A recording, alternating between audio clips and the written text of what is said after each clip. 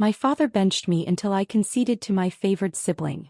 I simply stated, "As you wish." The next morning, her smugness dissolved seeing my cleared desk and notice of leaving. The corporate attorney burst in, "ASHEN, please say you didn't publish it." And what ensued then demolished every single thing they'd erected. What if everything you thought you knew about loyalty was a lie? What if the very people who were supposed to protect you were actually the ones building the trap? Because my story, it started with a betrayal so deep, it nearly brought down an empire. I didn't walk out of that boardroom because I was fearless, you know? I walked out because that scene, it was painfully familiar. Just a louder, more polished version of the house I grew up in. My childhood unfolded inside a family that practically lived and breathed medicine and business. My parents built Hartwell Medical Group from a single clinic into this huge regional network. And for as long as I can remember, our dinner table sounded more like a strategy meeting than a family meal.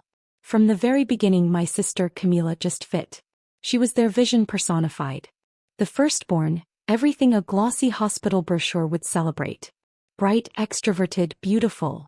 The daughter who charmed nurses at 8 and donors at 16.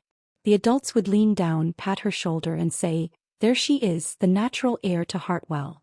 They said it so many times that Camila started to believe it was genetic. I, on the other hand, was the quiet one. The girl who spent recess in the library. Who liked numbers more than applause. Who didn't cry easily and certainly didn't make scenes. My father called me reliable, the way someone might describe a filing cabinet or a lab freezer. Useful, structured, and entirely forgettable. Until needed. Whenever the family hit a snag, math problems, tax documents, insurance forms, anything too technical or tedious, it landed squarely on my lap. "Elena can handle it," they'd say. And I could. But the things I did right, they just disappeared into silence. While the things Camila merely attempted became family headlines. When I won my first statewide science award, Dad congratulated me but immediately added, "You know, your sister helped us secure that new pediatric partner today.